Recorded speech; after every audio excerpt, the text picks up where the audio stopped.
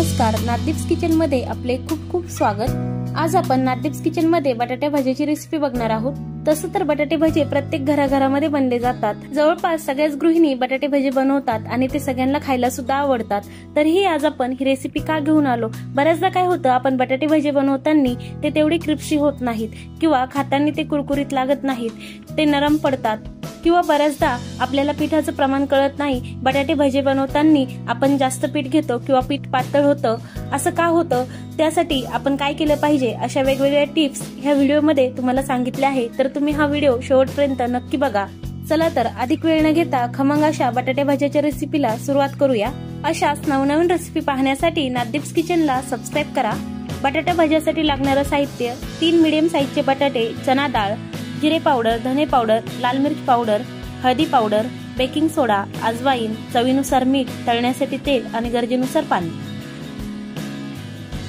बटाटे भाजी बनवण्यासाठी इथे मी 3 मीडियम साईजचे बटाटे घेतलेले आहेत। आपण याच्या साली काढून घेणार आहोत। वरचे सालटे आपण बटाटा फिलरच्या साहाय्याने काढून घेऊयात। जर तुम्हाला बटाटे भजी मोठ्या साईज मध्ये बनवायचे असतील तर तुम्ही मोठ्या साईजचे बटाटे वापरले तरी चालेल। मी इथे मीडियम साईजचे बटाटे घेतले आहेत। मी मीडियम साईजचे भजी बनवणार आहे। इथे आपल्या तिन्ही बटाट्याच्या साली काढून झाल्या आहेत। इथे आता हा बटाटा आडवा धरून गोल गोल आकाराच्या स्लाइस आपल्याला करून घ्यायच्या आहे। सुरीच्या मदतीने आपण याच्या स्लाइस करून घेणार आहोत। इथे मी बटाट्याच्या मीडियम साईजच्या स्लाइस करून घेतल्या आहेत। स्लाइस फार पतल्या किंवा फार जाड अशा घ्यायच्या नाही, मीडियम साईजच्या आपण ह्या स्लाइस करून घेतल्या आहे। तुम्ही पाहू शकता, इथे मी तुम्हाला दाखवते अशा प्रकारे आपण ह्या स्लाइस करून घेतलेल्या आहे। आता आपण ह्या पाण्यामध्ये टाकून धुवून घेणार आहोत। त्यासाठी मी इथे एका बाउल मध्ये पाणी घेतलं आहे, त्यामध्ये ह्या स्लाइस आपण व्यवस्थित धुवून घेतोय। बटाट्यामध्ये स्टार्च असतात, त्यामुळे आपल्याला ह्या व्यवस्थित धुवून घ्यायच्या आणि पाण्यामध्ये 5 ते 6 मिनिटं हे अशाच भिजत ठेवायच्या। इथे आपल्या बटाट्याच्या स्लाइस व्यवस्थित धुवून झाल्या आहे। आपण इथे एक टिश्यू पेपर घेतला आहे, त्यावर ह्या स्लाइस आपण सुकत ठेवणार आहोत। आपल्याला असं का करायचं?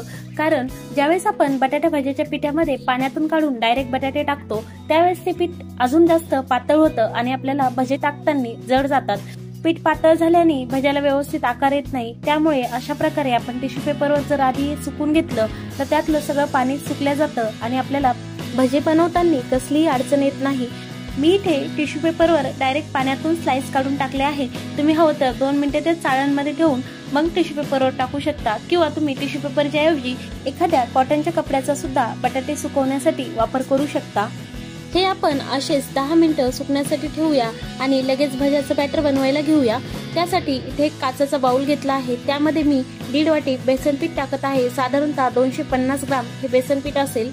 मी इथे घरचं दळलेलं बेसन पीठ वापरलं आहे, तुम्ही पॅकिंगचं सुद्धा वापरू शकता। त्यामध्ये आता मी पाव चमचा जिरे पावडर टाकत आहे, त्याचसोबत एक अर्धा चमचा धने पावडर टाकत आहे, अर्धा चमचा हळदी पावडर, 1 चमचा लाल मिर्च पावडर, 1 चमचा मीठ।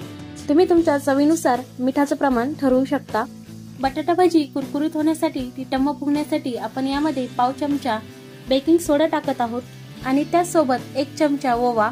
हा ओवा आपण हातावर चोळून घेणार आहोत, म्हणजे त्याचा स्मेल छान येईल। ओवा टाकल्याने बटाटे भाजीची चव तर छान लागतेच, पण पोटासाठी पण ओवा चांगला असतो, त्यामुळे आपण भजे बनवताना ओवा आवर्जून टाकतोच। आता आपण हे सर्व जिन्नस व्यवस्थित मिक्स करून घेऊया। आपण प्लेन बटाटे भजी बनवत आहोत, त्यामुळे यामध्ये कोथिंबीर, बारीक चिरलेला कांदा वगैरे असे पदार्थ टाकले नाही।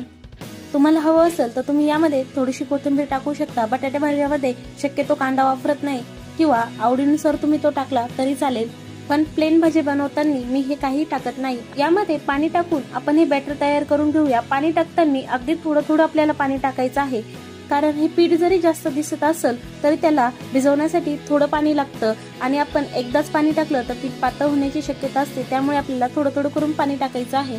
जसं लागेल तसं आपण यामध्ये पाणी ऍडजस्ट करूया। हे पीठ भिजवताना आपल्याला पिठामधल्या सगळ्या गाठी फोडून घ्यायच्या आहे आणि यामध्ये अजून थोडं थोडं पाणी टाकून आपल्याला योग्य प्रमाणात बॅटर बनवायचं आहे। आपल्याला खूप जास्त पातळ किंवा खूप जास्त घट्ट असं बॅटर नकोय। यातल्या सगळ्या गाठी फोडून घेऊया आणि स्मूथ असं बॅटर बनवूया, म्हणजे आपल्याला भजे एकदम कुरकुरीत मिळतील। इथे आपले परफेक्ट बॅटर तयार आहे। हे बॅटर आपण 5 ते 10 मिनिटं भिजत ठेवणार आहोत आणि ज्यावेळेस आपल्याला भजे बनवायचे त्यावेळेस आपण त्यामध्ये बटाट्याचे स्लाइस टाकणार आहोत। आता मी भजे बनवायला घेणार आहे त्यामुळे यामध्ये स्लाइस मिक्स केले आहे।